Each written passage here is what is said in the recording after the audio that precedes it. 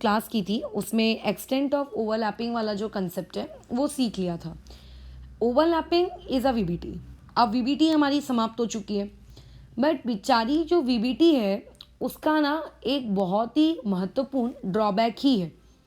वो क्या है आप लोगों का ये ड्रॉबैक, उसको हमें समझना है। वो ये है कि वीबीटी से जब पूछा गया कि वीबीटी तुम CH4 का स्ट्रक्चर एक्सप्लेन करो, तो वीबीटी बोलती है कि उसमें क्या है कठिन समझाने का। चलो मैं समझाता हूँ फटाफट। कैसे? कार्बन में एटॉमिक नंबर 6, उसका कॉन्फ़िगरेशन 1s2 2s2 और यहाँ पे 2p2 होता है, बराबर। अब ये जो कॉन्फ़िगरेशन है ये उसके ग्राउंड स्टेट का कॉन्फ़िगरेशन होता है, ठीक है। अब अगर इसी कॉन्फ़िगरेशन को मैं ठीक से लिखूं तो कैसा रहता है? 1s में यहाँ पर 2 इलेक्ट्रॉन्स होते हैं, यहाँ पर 2s का एक ऑर्बिटल होता है, इसमें भी 2 इलेक्ट्रॉन होते हैं, और यहाँ पे p के टोटल कितने ऑर्बिटल्स होते हैं? यहाँ पे p के 3 ऑर्बिटल होते हैं, और तीनों ऑर्बिटल में से 2 ऑर्बिटल में इलेक्ट्रॉन होता है और एक खाली होता है। अब होगा ऐसा कि अब CH4 के लिए तो कार्बन को 4 बॉन्ड बनाना है। जब हमने कोवैलेंसी का कंसेप्ट पढ़े थे तो कोवैलेंसी के कंसेप्ट में हमने क्या सीखा था? हमने यही सीखा था कि जितने नंबर ऑफ अनपेयर्ड इलेक्ट्रॉन्स होते हैं उतने ही आप लोगों के पास क्या होते हैं? नंबर ऑफ बॉन्ड्स बनते हैं, बराबर। जितने आपके पास अनपेयर्ड इलेक्ट्रॉन्स होंगे उतने ही आपके पास क्या बनेंगे? बॉन्ड बनेंगे। समझ में आ रही बात? जितने नंबर ऑफ अनपेयर्ड इलेक्ट्रॉन्स होंगे उतने ही आपके पास क्या बनेंगे? बॉन्ड बनेंगे। तो इस हिसाब से यहाँ पे तो 2 ही अनपेयर्ड इलेक्ट्रॉन है तो 2 ही बॉन्ड बनने चाहिए, मतलब CH2 बनना चाहिए, CH4 नहीं बनना चाहिए। तो जब भी किसी पर्टिकुलर एटम के पास, ठीक है, जब भी किसी पर्टिकुलर एटम के पास अनपेयर्ड इलेक्ट्रॉन्स कम पड़ जाते हैं बॉन्ड बनाने के लिए, तो एटम जो होता है अपने ग्राउंड स्टेट से कहाँ पे चला जाता है? एटम अपने एक्साइटेड स्टेट में चला जाता है। एटम अपने ग्राउंड स्टेट से कहाँ जाता है? Excited state. जब कोवैलेंसी पढ़ाई थी उसी दिन का टॉपिक है। हाँ, बट नियम वगैरह भी कुछ होते हैं कि नियमों को ब्रेक नहीं करना, एक ही प्रिंसिपल क्वांटम नंबर में एक्साइटेशन कराना, ठीक है। वो सब आप अगर भूल गए हो तो पीछे नोट्स वगैरह रिवाइज कर लेना, याद आ जाएगा। तो यहाँ पे अगर मुझे इस कार्बन की एक्साइटेड स्टेट लिखनी हो, कार्बन की एक्साइटेड स्टेट क्या होगी? उसकी एक्साइटेड स्टेट होगी 1s2, यहाँ पे आएगा 2s2 और यहाँ पे आ जाएगा 2p, यानी कि एक इलेक्ट्रॉन यहाँ से यहाँ चला जाएगा, ठीक है। तो ये हो जाएगा 2p हो जाएगा 1p हो जाएगा 1p हो जाएगा 2p हो जाएगा 2p, बराबर। मतलब सिर्फ 2p लिखने के बजाय मैंने उसको x y z के टर्म्स क्योंकि 2p के 3 पार्ट्स होते हैं तो तीनों में से किसके पास कितने इलेक्ट्रॉन है मैंने मेंशन कर दिया। अच्छा, अगेन माय मिस्टेक, यहाँ पर मेरे को 2s1 लिखना चाहिए था। तो अब यहाँ पे तुम देखो, एक अनपेयर्ड, दूसरा अनपेयर्ड, तीसरा अनपेयर्ड, यहाँ पे 4 अनपेयर्ड, यानी कि अब अनपेयर्ड इलेक्ट्रॉन्स की जो संख्या है वो कितनी हो गई है? 4। और यदि अनपेयर्ड इलेक्ट्रॉन की संख्या 4 हो गई है, इसका मतलब वो जो कार्बन है वो कितने बॉन्ड बनाएगा? कार्बन अब 4 बॉन्ड बना सकता है। तो वीबीटी कहती है उसमें कौन सी बड़ी बात है, लो लेकर आता हूँ मैं हाइड्रोजन। आपका जो हाइड्रोजन होता है, इस बेचारे हाइड्रोजन का तो इलेक्ट्रॉनिक कॉन्फ़िगरेशन ही बहुत ही प्यारा है। उसके पास सिर्फ मात्र एक इलेक्ट्रॉन होता है और ऑर्बिटल भी एक ही है। तो हाइड्रोजन अपना 1s1 लेकर आएगा, ऐसे 4 हाइड्रोजन अपने 1s1 लेकर आएंगे, और ऐसे में दोनों ने अपने 1s1 लाए, ऊपर वालों के साथ उन्होंने क्या कर लिया? ये लो बॉन्ड फॉर्मेशन कर लिया। ये कहती है वीबीटी। तो बोलती है वीबीटी बन गया, आप हमारा बॉन्ड बन गया। तो फिर वीबीटी को क्वेश्चन किया गया, अच्छा चलिए ठीक है, आपने बॉन्ड बना लिया? हाँ बना लिया। तो अब यहाँ से हम लोग कुछ फैक्ट्स पे बातचीत करते हैं। वो फैक्ट्स देखो क्या है। फैक्ट नंबर 1 कि यहाँ पे कितने बॉन्ड बने। यहाँ पे पहली बात तो साफ साफ बता सकता है कोई भी, यहाँ पे 4 बॉन्ड क्या हुए हैं? फॉर्म हुए हैं। अच्छा, अब उन 4 बॉन्ड जो फॉर्म हुए हैं उनमें से पहला बॉन्ड बोलो कौन सा है? वो 2s और 1s के बीच का बॉन्ड है। बाकी के बॉन्ड कौन से हैं? बाकी का 2px और 1s के बीच का बॉन्ड है। और फिर उसके बाद 2py और 1s के बीच का बॉन्ड है, और उसके बाद 2pz और 1s के बीच का बॉन्ड है। अब चाहे 2px हो, चाहे 2py हो, या चाहे 2pz हो, ठीक है, आपको ये बात पता होनी चाहिए कि ये तीनों के तीनों कैसे होते हैं? डीजनरेट एटॉमिक ऑर्बिटल्स हैं, ठीक है। ये कैसे होते हैं? Degenerate. What do you mean by the term degenerate atomic orbital? Degenerate atomic orbital का मतलब होता है उन सभी की एनर्जी कैसी है? सेम। यानी कि तुम 2px बोलो कि 2py बोलो कि 2pz बोलो, both all of 3 have same energy level, सभी का एनर्जी लेवल कैसा होता है, सेम होता है। अच्छा ठीक है, तो इस हिसाब से इसी सेम कंसेप्ट के पास मैं अगर ये x हटा दूँ उससे कोई फर्क नहीं पड़ता, ये y अगर मैं हटा दूँ, मैं मेंशन नहीं करना चाहती हूँ, मैंने हटा दिया। मैं अगर इस z को हटा दूँ, मैंने मेंशन नहीं करना चाहती हूँ, मैंने हटा दिया। तो क्या हटा देने से कोई फ़र्क पड़ेगा? कोई फ़र्क नहीं पड़ेगा। तुम अब ये देखो, ये जो तीनों बॉन्ड्स हैं, ये जो तीनों बॉन्ड बने, तुम्हें नहीं लगता ये तीनों के तीनों बॉन्ड सेम है? 2p1s 2p1s 2p1s, यानी कि जब CH4 मॉलिक्यूल VBT के अकॉर्डिंग बना तो CH4 मॉलिक्यूल के अंदर तीन लोगों के पास सेम एनर्जी है। ठीक है, सॉरी, तीन लोगों के जो है वो तीन लोगों के बॉन्ड कैसे हैं, सेम बॉन्ड है। तीनों के बॉन्ड कैसे हैं, सेम है। लेकिन ये जो आपकी स्पीशीज़ है, इस स्पीशीज़ का, ये जो आपकी एक स्पीशीज़ है, इसका बॉन्ड कैसा है, डिफरेंट है। इसका बॉन्ड कैसा है, डिफरेंट है। ये एक अलग डिफरेंट बॉन्ड का है।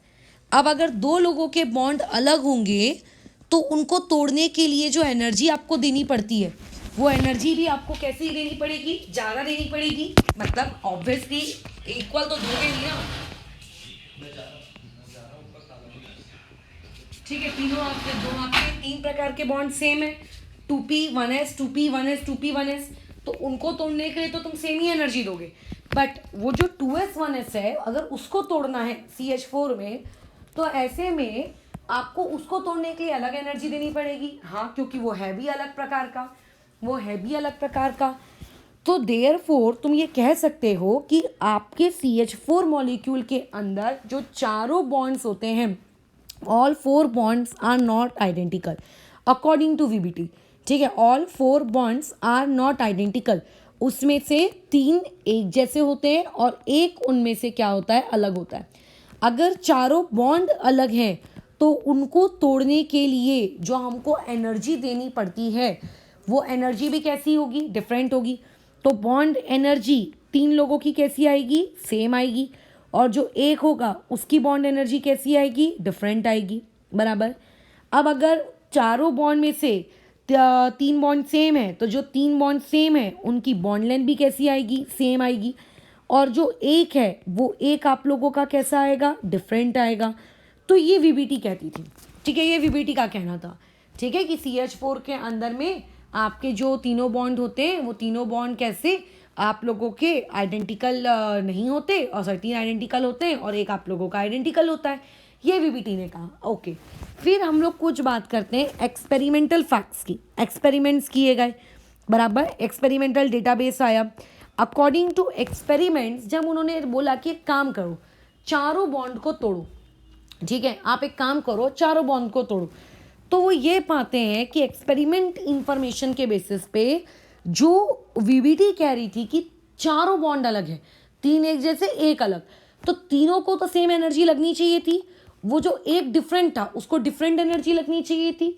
लेकिन VBT कहती है क्योंकि चारों अलग हैं तो चारों का अलग अलग। लेकिन एक्सपेरिमेंटल डेटाबेस ने कहा ऑल बॉन्ड्स आर आइडेंटिकल, सारे बॉन्ड्स आइडेंटिकल हैं। ठीक है, जो आपका एक्सपेरिमेंटल डेटाबेस था उसने ये कहा कि सारे बॉन्ड्स आइडेंटिकल हैं और सभी को तोड़ने में आपको almost equivalent amount of energy ही देनी पड़ रही है, सब के सब बराबर है।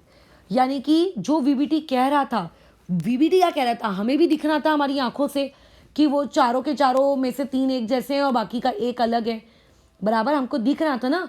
लेकिन एक्चुअली में CH4 का जो मॉलिक्यूल है उसमें चारों कार्बन हाइड्रोजन बॉन्ड आइडेंटिकल होते हैं। ठीक है, एकदम आइडेंटिकल होते हैं। इवन VBT का एक और बातचीत थी जो मैंने तुम्हें बताई नहीं, चौथा पॉइंट। VBT ये कहती थी कि CH4 मॉलिक्यूल में जो बॉन्ड एंगल होता है वो बॉन्ड एंगल कितना डिग्री का होता है, 90। यानी कि अकॉर्डिंग टू VBT थ्योरी, अगर जैसे ये कार्बन है, यहाँ हाइड्रोजन है, यहाँ हाइड्रोजन है सॉरी, हाँ, तो यहाँ पे ये वाला बॉन्ड एंगल ये कितना होगा, 90 डिग्री। ठीक है, मान लिया उन लोगों ने। लेकिन जब रियलिटी आई, जब सामने हम लोगों के एक्सपेरिमेंटल डेटाबेस आए, तो एक्सपेरिमेंटल डेटास के अकॉर्डिंग आपका जो बॉन्ड एंगल था वो पाया गया 109.28 मिनट्स, ये पाया गया आपका। तो इससे साफ साफ समझ में आ रहा है कि हम जो VBT से एक्सपेक्ट कर रहे थे या फिर VBT जो हमें समझा रही थी, वो रिजल्ट्स, वो ऑब्जर्वेशंस कंप्लीटली डिफरेंट हैं किस चीज़ से, आपके एक्सपेरिमेंट से निकले हुए ऑब्जर्वेशन से। तो अब तुम खुद सोचो कौन सही होगा, क्या एक्सपेरिमेंट से निकालने वाले डेटा गलत हो सकते हैं क्या? आप एक बार एक्सपेरिमेंट करोगे, 2 बार करोगे, 3 बार करोगे, 4 बार करोगे, 5 बार करोगे, 1000 बार करोगे, अलग अलग मशीनों के साथ करोगे, बट हर बार आपको अगर वही एक सेम रिजल्ट मिल रहा है, तो इससे ये बात समझ में आती है कि गड़बड़ी हमारे कंसेप्ट में कही हुई है, हमारे लॉजिक में कही हुई है, ना कि मशीनों में वो गड़बड़ी है। ठीक है, इसमें क्या हुआ, हमारे इसमें कंसेप्ट में गड़बड़ी है, ना कि मशीनों के इसमें कोई गड़बड़ी है। अब ऐसे में अब तुम मुझको बताओ, सारे बॉन्ड्स कब आइडेंटिकल हो सकते हैं? कैसे होंगे चारों बॉन्ड्स आइडेंटिकल? ये तो अभी तक जो हमने जितनी पढ़ाई की उसके हिसाब से तो जो एक्सपेरिमेंट आ रहा है, एक्सपेरिमेंट रिजल्ट जो आ रहे हैं, वो तो हो ही नहीं सकता पॉसिबल, क्योंकि एक तो 2s और 1s के बीच का बॉन्ड है, क्योंकि एक बॉन्ड तो क्या है आपके 2s और 1s के बीच का बॉन्ड है, बराबर। आपका एक बॉन्ड कैसा है, 2s और 1s के बीच का बॉन्ड है, तो कैसे चारों सेम हो सकते हैं? डाउट आया, बराबर बराबर, उनको क्या आया, डाउट आया कि नहीं यार चारों कैसे हो सकते हैं, ये कैसे हो सकते हैं, कैसे हो सकते हैं, बराबर कैसे हो सकते हैं, उनको ये बहुत डाउट आ रहा था। तो उन्होंने सोचा कि हम जो वीबीटी से पढ़ते आ रहे हैं, हो सकता है वही चीज़ नहीं हो, मतलब वीबीटी ही गलत हो। वीबीटी जो बता रही है वही आधी अधूरी जानकारी है, वीबीटी को खुद को नहीं पता कि आखिर हो क्या रहा है, बराबर। वीबीटी को खुद को नहीं पता कि ये हो क्या रहा है, बराबर, कैसे हो रहा है, क्या हो रहा है, वीबीटी को खुद को ही नहीं पता। तो अब एक्सपेरिमेंट तो क्योंकि गलत हो नहीं सकते, तो एक्सपेरिमेंटल रिजल्ट्स को समझाने के लिए, ठीक है, एक्सपेरिमेंटल वैल्यूज को समझाने के लिए, जस्टिफाई करने के लिए एक नई थियरी का जन्म हुआ। दैट न्यू थियरी का जन्म is known as hybridization concept, बराबर। ये एक वाला कंसेप्ट क्या कहलाएगा आप लोगों का, हाइब्रिडाइजेशन कंसेप्ट कहलाएगा। तो हाइब्रिडाइजेशन कंसेप्ट की पैदाइश क्यों हुई ये पहले समझना है। क्यों हुई? क्योंकि वीबीटी के द्वारा प्रिडिक्ट किए हुए रिजल्ट एक्सपेरिमेंटल वैल्यू से निकाले हुए रिजल्ट्स के साथ मैच नहीं कर रहे थे, इसीलिए हाइब्रिडाइजेशन कंसेप्ट का क्या हुआ, जन्म हुआ है। क्योंकि कुछ क्वेश्चन थे जो लोगों को ट्रबल कर रहे थे कि आखिर ऐसा क्यों, वैसा क्यों, ऐसा क्यों नहीं, वैसा क्यों नहीं, आखिर ऐसा क्यों। सो देयरफॉर हम लोगों ने क्या किया, हाइब्रिडाइजेशन कंसेप्ट इंट्रोड्यूस किया।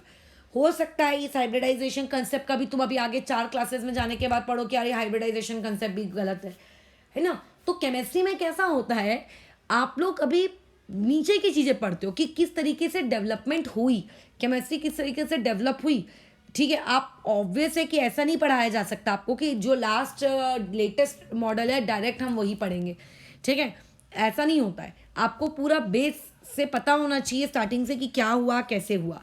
चलो अब हाइब्रिडाइजेशन क्या होता है ये हम समझते हैं पहले इस चीज़ को।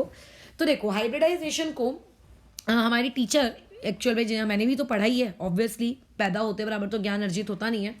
वो एक बहुत ही प्यारा एग्जाम्पल देते थे, ठीक है, और उससे बहुत ही अच्छे से समझ में आ जाती है चीज़ें। वही एग्जाम्पल मैं भी देती हूँ। उनका सिंपल सा कहना था, मान लेते हैं कुछ दोस्त खड़े हुए, आपने उन दोस्तों के बीच में क्या की, चॉकलेट्स बांट दी। चलो दोस्त छोड़ो, घर में 4 बच्चे हैं, 5 बच्चे हैं, 6 बच्चे हैं, जो कि नहीं होने चाहिए, लेट्स से 3 बच्चे हैं। ये पहला एक है आपका ए, ये दूसरा है बी, एक है तीसरा सी, और एक और ले लो डी। 4 बच्चे घर में हैं। पेरेंट्स आए, कुछ खाने का सामान लाए, उनको गेट के पास ही ए मिल गया। उन्होंने ए को लेट्स से कुछ 1 2 कितनी बिंदियाँ हो गई, 1 2 3 4 5, लेट्स से इमेजिन 12 चॉकलेट्स दे दी। उनको फिर बी मिला, उन्होंने बी को भी 12 चॉकलेट्स दे दी, ठीक है। अच्छा, उनको सी मिला, उन्होंने सी को भी 12 चॉकलेट्स दे दी। अब जो डी बचा, डी तक जाते जाते, ठीक है जी, डी तक जाते जाते उनके पास चॉकलेट्स पड़ गई कम। अब उन्होंने बेचारे डी को सिर्फ 4 चॉकलेट दी। अब डी तो पैं पैं करके रोने लगेगा, मेरे को कम क्यों, मेरे बाकी भाई बहनों को ज़्यादा क्यों। तो अब वो क्या करें, अब ये तो अनइक्वल डिस्ट्रीब्यूशन हो रहा है ना, CH4 के जैसे ही, कि ये तीनों को सेम मिल रहा है और एक को कैसा मिल रहा है, डिफरेंट मिल रहा है। समझ रहे हो, तीनों को सेम मिल रहा है और एक को क्या मिल रहा है, डिफरेंट मिल रहा है। ये तो CH4 वाला ही कंसेप्ट हो गया, बताओ। तो ऐसे में कैसे काम चलेगा, ऐसे में कैसे काम चलेगा, पेरेंट्स को टेंशन, अब तो घर में कोहराम मच जाएगा। तो वो लोग क्या करते हैं, चारों से चॉकलेट्स वापस ले लेते हैं, लाओ वापस करो। फिर वापस करने के बाद क्या करते हो, चॉकलेट्स को मिक्स कर देते हैं, ठीक है। वो चॉकलेट्स को क्या कर देते हैं, मिक्स कर देते हैं, चॉकलेट्स को आपस में क्या कर देते हैं, मिक्स कर देते हैं। ऐसा नहीं करते कि सारी चॉकलेट्स को मेल्ट करके मिक्स कर रहे हैं, ठीक है, एक कंटेनर लेते हैं, कंटेनर के अंदर सबसे बोलते हैं ए को तुम अपनी चॉकलेट लाओ, बी को बोलो तुम अपनी चॉकलेट लाओ, सी को बोलो तुम अपनी लाओ, डी को बोलो अपनी लाओ, और चॉकलेट से कंटेनर के अंदर भर दी और उस कंटेनर को अच्छे से उन्होंने क्या कर दिया, मिक्स कर दिया। ठीक है, अच्छा मतलब चॉकलेट्स को मिक्स कर दिया।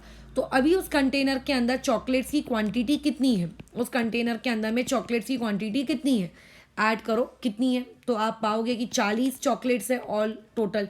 तो पेरेंट्स बोलते हैं अच्छा स्टार्टिंग में हमसे डिस्ट्रीब्यूशन में गलती हो गई थी, अब एक काम करो ए बी सी डी, अब तुम सबके सब कितने कितनी चॉकलेट्स रख लो अपने अपने पास, 10-10 चॉकलेट्स रख लो, ये वो बोलते हैं।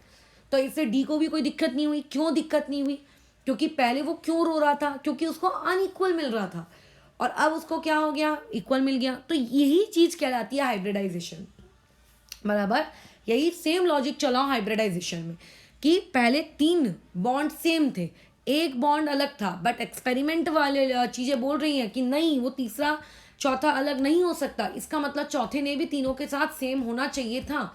तो चौथा वाला उन तीनों के साथ सेम तभी हो सकता है, ठीक है, चौथा वाला उन तीनों के साथ सेम तभी हो सकता है जब उन बच्चों की चॉकलेट्स के जैसे वो चारों एटॉमिक ऑर्बिटल आपस में क्या किए होंगे, मिक्स किए गए होंगे। ठीक है, आपस में क्या किए होंगे, मिक्स किए गए होंगे। इसका मतलब आपके पास जो 4 एटॉमिक ऑर्बिटल्स हैं, atomic orbital number 1, atomic orbital number 2, atomic orbital number 3, atomic orbital number 4, ये चारों एटॉमिक ऑर्बिटल आपस में मिक्स किए गए, इनसे एक नया प्रकार का एटॉमिक ऑर्बिटल बने। न्यू प्रकार के 4 उन्होंने नए एटॉमिक ऑर्बिटल बनाए, और वो 4 प्रकार के न्यू एटॉमिक ऑर्बिटल आपके 4 हाइड्रोजन से क्या हुए, कंबाइन हुए, और उसके बाद आप लोगों का CH4 बना, जिसमें चारों बॉन्ड आइडेंटिकल थे। देखो ऊपर भी तो वही चीज हुई, 12-12-4 CH4 के जैसा केस। पेरेंट्स ने उठाई सारी चॉकलेट्स, उठा के कंटेनर में डाली, मिक्स की, काउंटिंग की, इक्वल डिस्ट्रीब्यूशन किया। यानी कि सेम यही कंसेप्ट जरूर मॉलिक्यूल के अंदर भी होता होगा। मॉलिक्यूल के अंदर एटॉमिक ऑर्बिटल्स होते होंगे, और वो एटॉमिक ऑर्बिटल अलग अलग एनर्जी के हैं, मान लो, ठीक है, 3 एक है, 2 सेम है, 2 अलग हैं, वो सब नहीं, चारों के चारों, तीनों के तीनों सब सेम टाइप के हैं।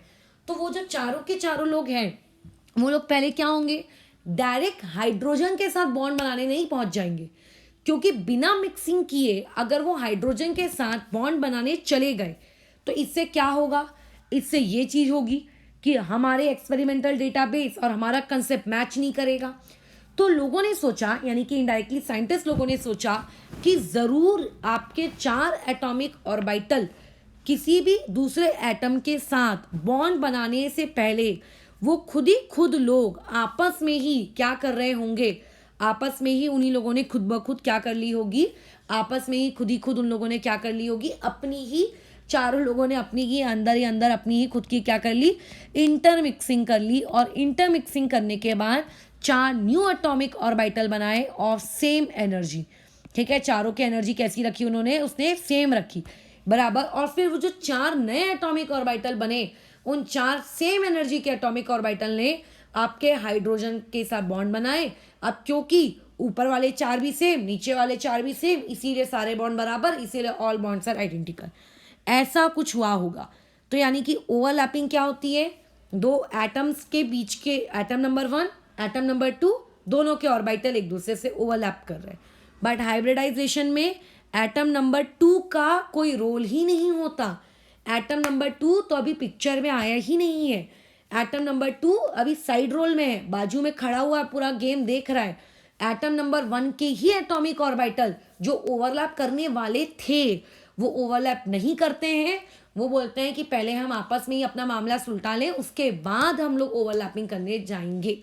तो यानी कि सीक्वेंस क्या होता है, सीक्वेंस कुछ इस प्रकार से होता है कि आप लोगों का एटम नंबर 1, उस एटम नंबर 1 के जितने भी एटॉमिक ऑर्बिटल, फिर वो एटम नंबर 1 के जितने भी एटॉमिक ऑर्बिटल, ठीक है, वो आपस में क्या करते हैं, मिक्सिंग करते हैं। मिक्सिंग करने के बाद न्यू एटॉमिक ऑर्बिटल बनते हैं। ठीक है, न्यू एटॉमिक ऑर्बिटल बनते हैं। अब ये पूरी ही कहानी एटम 1 की चल रही है। फिर उसके बाद जब नया एटॉमिक ऑर्बिटल बन जाता है तो जो एटम नंबर 2 है, एटम नंबर 2 अपना क्या लेकर आता है, एटम नंबर 2 अपने एटॉमिक ऑर्बिटल लाता है, और वो जाके किससे कंबाइन होते हैं, न्यू एटॉमिक ऑर्बिटल से। एटम नंबर 2 को इंटरमिक्सिंग क्यों नहीं करनी पड़ी? इंटरमिक्सिंग सेंट्रल एटम की होती है जो बॉन्ड बना रहा है, ठीक है। जैसे CH4 है तो टेंशन किसके सर पे? 4 बॉन्ड बनाने की। हाइड्रोजन के सर पे है कि कार्बन के सर पे?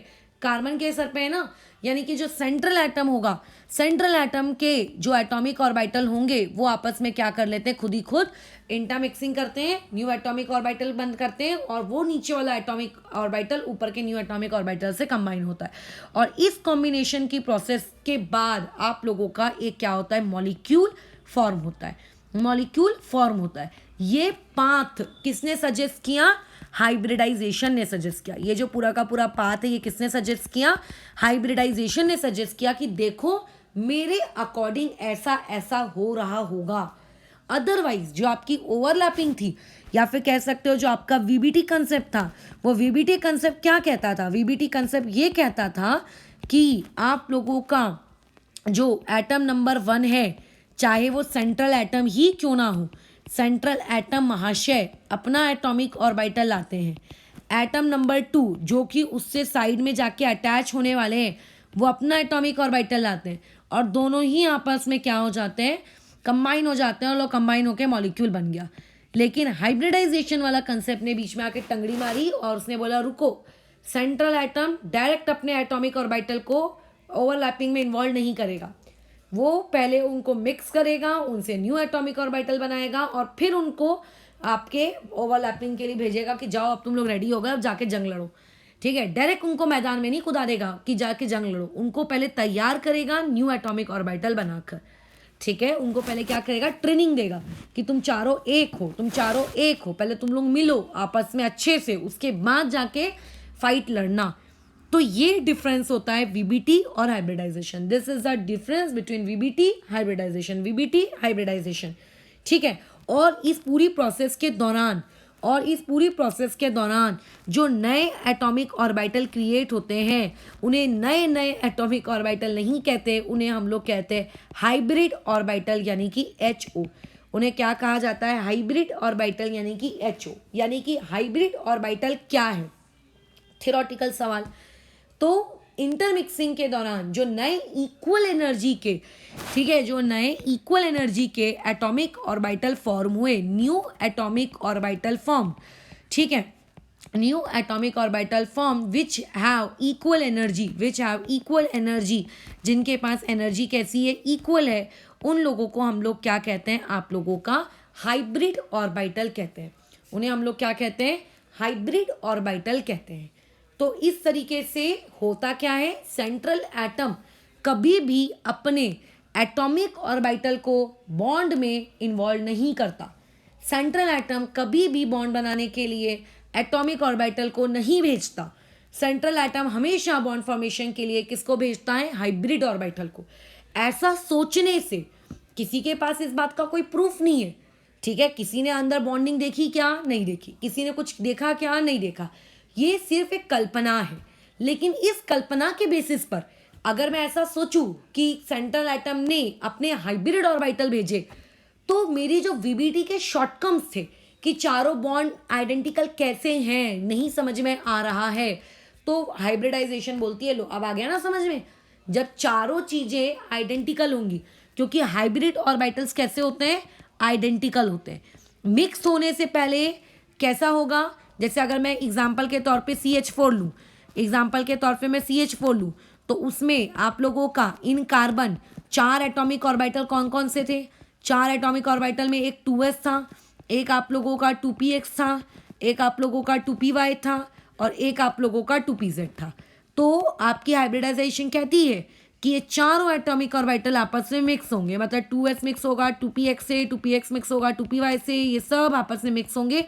और इनके मिक्स होने से पहले माना कि चारों का नेचर अलग था, माना कि p ऑर्बिटल डंबल थे, माना कि s ऑर्बिटल आप लोगों का स्पेरिकल था, माना कि p ऑर्बिटल डायरेक्शनल थे, माना कि s ऑर्बिटल नॉन डायरेक्शनल था, माना कि p ऑर्बिटल किसी पर्टिकुलर एक्सिस के अलोंग उनके इलेक्ट्रॉन पाए जाते थे, माना कि s ऑर्बिटल के हर एक्सिस के अलोंग इलेक्ट्रॉन पाए जाते थे। लेकिन जब ये लोग मिक्स हो जाएंगे तो मिक्स होने के बाद ये अपनी पुराना ईगो छोड़ देंगे, अपनी पुरानी प्रॉपर्टीज लूज कर देंगे और लूज करने के बाद यहाँ से वो लोग क्या करेंगे?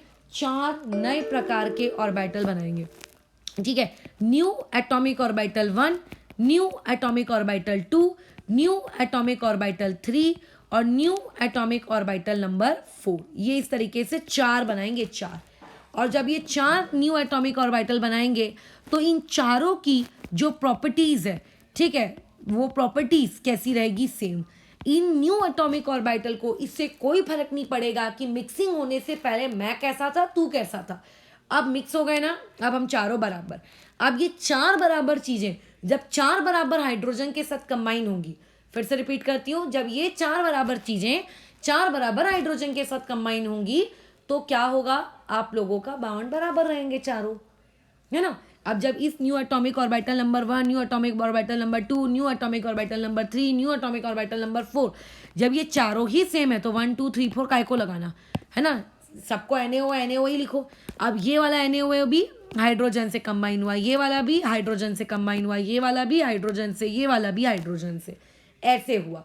अब हाइड्रोजन भी सभी में सेम, उनके न्यू एटॉमिक ऑर्बिटल भी सेम, तो देयरफॉर अब जो बॉन्ड हैं वो चारों के चारों बॉन्ड आप लोगों के कैसे हैं, आइडेंटिकल हैं। अब जो आपके बॉन्ड्स हैं वो चारों के चारों बॉन्ड्स कैसे हैं, आइडेंटिकल हैं। तो किसी को नहीं पता कि बेसिकली मॉलिक्यूल फॉर्मेशन के दौरान अभी क्या हो रहा है, एक कल्पना है, ये सबकी एक इमेजिनेशन है। बट ऐसा इमेजिन करने से फिलहाल टेम्पररीली जो वीबीटी की शॉर्टकमिंग्स थी, कम से कम उसका तो समाधान मिल गया, है ना। जो वीबीटी की शॉर्टकमिंग्स थी वो वीबीटी की शॉर्टकमिंग्स का समाधान तो मिल गया ऐसी कल्पना करने से। तो ऐसी कल्पना करने से हमें वीबीटी की शॉर्टकमिंग्स का समाधान मिल गया कि आखिर वीबीटी जहाँ फेल हुई थी उसके फेलियर को हम एक्सप्लेन कर पाए, हम उसके फेलियर को क्या कर पाए, एक्सप्लेन कर पाए। समझ रहे हो, उसके फेलियर को हम क्या कर पाए, एक्सप्लेन कर पाए। तो अभी हाइब्रिडाइजेशन इस टॉपिक को समझ तो गए हैं, बट हाइब्रिडाइजेशन वाले टॉपिक के कुछ नियम कायदे हैं। जैसे कि तुम खुद सोचो, 10th स्टैंडर्ड में आप लोगों को बायोलॉजी में एक पार्ट ज़रूर होता होगा, ना हो ऐसा तो पॉसिबल नहीं है, पॉलिनेशन। पॉलिनेशन में क्या होता है आप लोगों का, मे बी मैं गलत बोल दूं क्योंकि मेरे को उतना अच्छे से याद तो नहीं है 10th स्टैंडर्ड का, बट पॉलिनेशन एक टॉपिक होता है, उसमें मेल के जो पोलन ग्रेन्स होते हैं वो निकल कर फीमेल के टॉप पे, अब टॉप को क्या कहते हैं जस्ट मुझे याद नहीं आ रहा है, उसके फीमेल के टॉप पे जाके वो बैठ जाते हैं, फिर फीमेल के अंदर वो पोलन ट्यूब बना के अंदर घुसते हैं। अब मान लेते हैं एक आपका पोलन ग्रेन है गुलाब का, और आपकी फीमेल का जो जिस फीमेल के ऊपर जाके बैठा वो है कद्दू का, तो क्या वो पोलन ग्रेन अंदर एंट्री जाएगा? और अगर मान लो उसने एंट्री ले भी ली तो क्या कद्दू और गुलाब का कोई कॉम्बिनेशन बनेगा? नहीं बनेगा ना। यानी कि आप हर चीज़ की मिक्सिंग नहीं करवा सकते, आप हर चीज़ की मिक्सिंग नहीं करवा सकते। मिक्सिंग करवाने से पहले आपको क्या करना पड़ेगा, मिक्सिंग करवाने से पहले आपको क्या करना पड़ेगा, आपको ये देखना पड़ेगा कि आप जिन एटॉमिक ऑर्बिटल्स की मिक्सिंग करवा रहे हो उन लोगों की एनर्जी अप्रॉक्सीमेट इक्वल होनी चाहिए। एग्जैक्टली इक्वल तो नहीं हो सकती, बट अप्रॉक्सीमेटली मिक्स होने वाले एटॉमिक ऑर्बिटल्स की एनर्जी इक्वल होनी चाहिए। शेप भले डिफरेंट होगी चलेगा, बट एनर्जी इक्वल होनी चाहिए। यानी कि जो एटॉमिक ऑर्बिटल अंडरगोइंग मिक्सिंग, ठीक है, जिन एटॉमिक ऑर्बिटल को आप मिक्सिंग करवा रहे हो, अंडरगोइंग मिक्सिंग शुड हैव, ठीक है, should have approximately same energy. ये अप्रॉक्सीमेटली का मैंने साइन लिख दिया, उनकी एनर्जी कैसी होनी चाहिए, सेम एनर्जी होनी चाहिए। अगर आप ये बोलोगे कि मैं एक 2s को कंबाइन करूंगा 4s के साथ, तो ये कॉम्बिनेशन नॉट पॉसिबल। अगर आप बोलोगे मैं 2p को कंबाइन करूंगा 5p के साथ, this combination is not possible, क्योंकि आपका ऑर्बिट नंबर चेंज हो गया। जब ऑर्बिट नंबर चेंज हो जाता है तो एनर्जी भी बदल जाती है। याद करो चैप्टर नंबर 2, एनर्जी का फॉर्मूला -13.6 × z² बराबर। आप अलग अलग शेल में जाओगे, आपको एनर्जी की वैल्यू अलग अलग मिलेगी और डिफरेंस काफ़ी ज़्यादा होगा। तो इतने ज़्यादा डिफरेंस वाले आपके एटॉमिक ऑर्बिटल मिक्स नहीं किए जा सकते। अब इसमें स्टूडेंट्स को एक जगह दिक्कत आती है, क्या 3D और 4s को कंबाइन करना चाहिए? तो ऊपर मैंने जो प्रवचन दिए, ऊपर वाले प्रवचन के अकॉर्डिंग हम एक्सपेक्ट करते हैं कि इनको कंबाइन नहीं करना चाहिए, क्योंकि इसमें भी तो देखो प्रिंसिपल क्वांटम नंबर आपका बदल गया है। बट रियलिटी में आप इनको कंबाइन कर सकते हो, इनको कंबाइन आप कर सकते हो। क्यों कर सकते हो? क्योंकि बिकॉज 3D की जो भी एनर्जी होती है वो आप लोगों के 4s के एनर्जी के अप्रॉक्सीमेटली इक्वल होती है। वाई क्यों इक्वल होती है? ठीक है, बताओ। N+L रूल, आप अपना N+L रूल लगाओ। तो N+L रूल सीखे हैं चैप्टर नंबर 2 में। क्या हो जाएगा? 3 प्लस कितना आता है? L की वैल्यू कितनी आएगी? L की वैल्यू 1 आएगी। एक मिनट, रुको। नहीं, S के लिए L की वैल्यू 0 होती है और P के लिए 1 होती है, D के लिए 2 होती है। हाँ सॉरी, N+L की वैल्यू यहाँ कितनी आएगी आप लोगों का? 2 आएगी। मैंने 1 पता नहीं क्यों लिख दिया। अच्छा, 4s में आ जाते हैं। तो अब 4s में N की वैल्यू कितनी है आप लोगों की? सेम है, 3 है। और L की वैल्यू कितनी है आप लोगों का? 1 है। तो अब यहाँ पे ये हो गया 4 प्लस आपका 0, तो ये आ गया 4 और ये आ गया 5। तो आप बोलोगे कि N+ रूल के अकॉर्डिंग तो ये वाला नंबर बड़ा आ रहा है तो इसकी एनर्जी अलग होनी चाहिए, बट रियलिटी में इन दोनों की एनर्जी डिफरेंस सेम नहीं होता। ठीक है, पता इनका जो एनर्जी कंटेंट होता है वो दोनों का कैसा होता है आप लोगों का? सेम होता है। बराबर, इन दोनों का एनर्जी कैसा होता है? सेम होता है।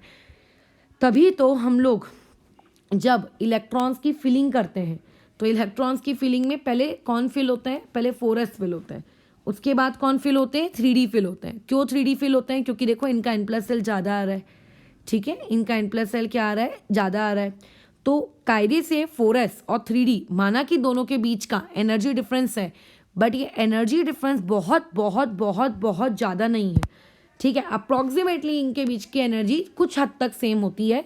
सो देयरफॉर इनके लिए कोई ज़्यादा मायने नहीं रखता कि 3D और 4s में ज़्यादा अंतर है।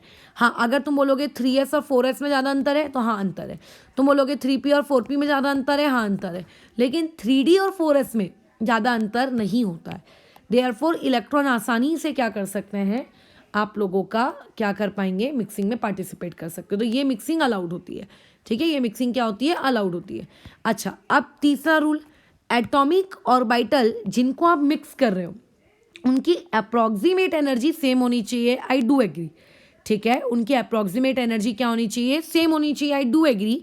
But atomic orbitals undergoing mixing, ठीक है, जिनको आप मिक्सिंग कर रहे हो उनकी शेप भी सेम होनी चाहिए, ऐसा कोई ज़रूरी नहीं है। ठीक है, मिक्सिंग जो एटॉमिक अंडर गोइंग मिक्सिंग मे और मे नॉट हैव, ठीक है, उनकी शेप सेम हो भी सकती है, बट ऐसा भी हो सकता है उनकी शेप सेम ना भी हो। ठीक है, अच्छा, अब ऐसे में ये हो गया हम लोगों का रूल नंबर 3। रूल नंबर 4 में आ जाते हैं। और मैं क्या जानती हूँ हाइब्रिडाइजेशन के बारे में? अब एक सबसे इंपॉर्टेंट पॉइंट, जिस पॉइंट पे एक छोटा सा ट्रू फॉल्स क्रिएट हो सकता है। देखो, हाइब्रिडाइजेशन जो ये कंसेप्ट है HYBD डॉट, मैं इसको ये लिखूंगी, ये मिक्सिंग है। अच्छा, किस चीज़ की मिक्सिंग है बताओ? तो हम सब जानते हैं कि मिक्सिंग है ऑर्बिटल्स की, एटॉमिक ऑर्बिटल्स की। लेकिन पेपर में जब कोई क्वेश्चन आ जाता है तो क्वेश्चन में हमारा छोटा सा ब्रेन कंफ्यूज हो जाता है। वहाँ क्वेश्चन वाला आपको दे देगा it is a mixing of electrons, हम उसमें टिक मार के आ जाएंगे, बट ऐसा नहीं होता। इलेक्ट्रॉन्स मिक्स नहीं होते, एटॉमिक ऑर्बिटल आप लोगों का मिक्स होता है। कौन मिक्स होता है? एटॉमिक ऑर्बिटल मिक्स होता है। अब इलेक्ट्रॉन मिक्स नहीं होते, याद रखना। अच्छा, ये हो गया आप लोगों का चौथा पॉइंट। 5वें पॉइंट में आ जाते हैं। 5वां पॉइंट ये है कि जो हाइब्रिडाइजेशन होती है, हाइब्रिडाइजेशन में जिन एटॉमिक ऑर्बिटल्स को आप मिक्स करना चाहते हो, जिन एटॉमिक ऑर्बिटल्स को आप मिक्स करना चाहते हो, वो एटॉमिक ऑर्बिटल्स एम्प्टी हो, उसको कोई फर्क नहीं पड़ता। मतलब खाली एटॉमिक ऑर्बिटल्स भी हाइब्रिडाइजेशन में पार्टिसिपेट कर सकते हैं। वो एटॉमिक ऑर्बिटल्स कंप्लीटली फिल्ड हो, एक ऑर्बिटल में कितने इलेक्ट्रॉन होते हैं? 2, मान लेते हैं उसके बाद दोनों इलेक्ट्रॉन्स हैं, वो भी पार्टिसिपेट कर सकते हैं। और आप लोगों के हाइब्रिडाइजेशन में जो एटॉमिक ऑर्बिटल हाफ फिल्ड है, वो हाफ फिल्ड एटॉमिक ऑर्बिटल भी पार्टिसिपेट कर सकता है। सोचो, अभी ओवरलैपिंग में क्या होता था? हमने ओवरलैपिंग परसों के दिन पढ़ी ना, concept of overlapping. Concept of overlapping में कभी भी कंप्लीटली फिल्ड एटॉमिक ऑर्बिटल तो पार्टिसिपेट ही नहीं करता था, और हाफ फिल्ड वाला सिर्फ पार्टिसिपेट करता था। एम्प्टी वाला मैंने कहा था पार्टिसिपेट करता है, लेकिन वो कोऑर्डिनेशन बॉन्ड में करता था। कोवैलेंट के लिए तो नेसेसरी कंडीशन ही यही थी कि वही लोग आपस में ओवरलैप कर सकते हैं जिनके एटॉमिक ऑर्बिटल हाफ फिल्ड है, ताकि मैं अपना एक इलेक्ट्रॉन लाऊं, तुम अपना एक इलेक्ट्रॉन लाओ, हम दोनों मिलकर अपना अपना एक इलेक्ट्रॉन लाएंगे और हमारे बीच में बॉन्ड बन जाएगा, बराबर।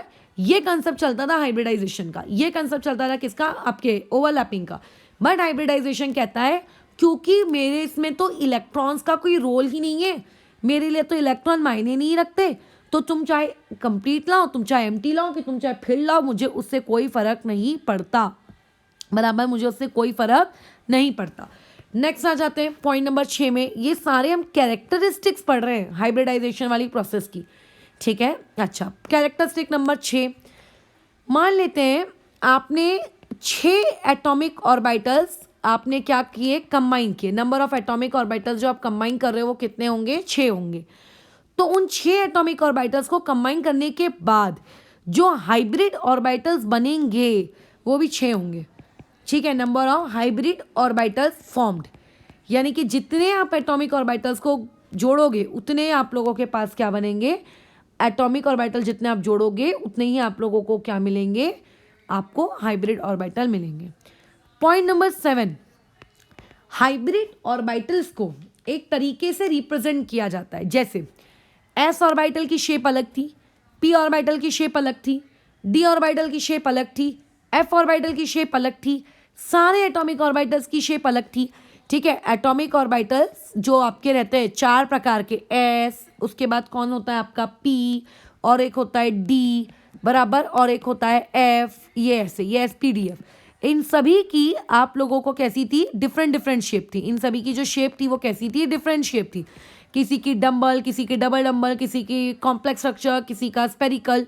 लेकिन जो हाइब्रिड ऑर्बिटल बनता है, जो हाइब्रिड ऑर्बिटल बनता है, उस हाइब्रिड ऑर्बिटल को हम लोगों ने एक शेप दी है, हमने एक शेप दी है, और वो शेप कुछ इस प्रकार से, जैसे अगर ये इंटर न्यूक्लियर एक्सिस है, ठीक है, अगर मैं इस एक्सिस को इंटर न्यूक्लियर एक्सिस मानूं तो हम हमारे हाइब्रिड ऑर्बिटल को कुछ इस प्रकार से रिप्रेजेंट करते हैं, एक छोटा गोला और उससे जुड़ा हुआ एक बड़ा गोला, ये ऐसे ऐसे, ठीक है। Hybrid orbitals are represented like that, यानी कि ये चीज़ कैसी दिखाई जाती है, एक बड़ा लोब और उस लोब से चिपका हुआ है एक आपका ऐसा छोटा लोब। ये होता है हाइब्रिड ऑर्बिटल्स को शो करने का तरीका। और ये जो बड़ा लोब होता है, ये बिगर लोब, यही वो बिगर लोब है जो यूज़ किया जाता है, यूज फॉर बॉन्डिंग। छोटे लोब का कोई महत्व नहीं है, ठीक है, बराबर। उस छोटे वाले लोब का आपकी लाइफ में कोई महत्व नहीं है, ठीक है, कोई महत्व नहीं है। आपका जो बड़ा लोब है, बड़ा लोब ही काम का है, बड़ा लोब ही काम का है, ठीक है, बड़ा लोब ही आप लोगों का क्या है, काम का है। छोटा लोब आपके कोई काम का नहीं है। आगे जाकर अगर इस हाइब्रिड ऑर्बिटल को किसी के साथ बॉन्ड बनाना रहा तो बॉन्ड बनाने के लिए कौन काम आएगा, बड़ा लोब।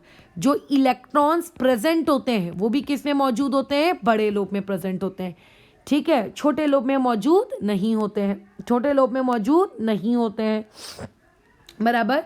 और ये एक सिर्फ और सिर्फ आइडिया है, ठीक है, वो सिर्फ और सिर्फ एक आइडिया है, बराबर, वो सिर्फ और सिर्फ क्या है, एक आइडिया है। अच्छा, तो यहाँ पे हम लोगों ने हाइब्रिडाइजेशन की एक कंसेप्ट पढ़ लिया कि हाइब्रिडाइजेशन क्या था, कैसा था, वगैरह वगैरह। और इसमें कई लोगों को डाउट आता है कि एक लोब बड़ा क्यों, एक लोब छोटा क्यों।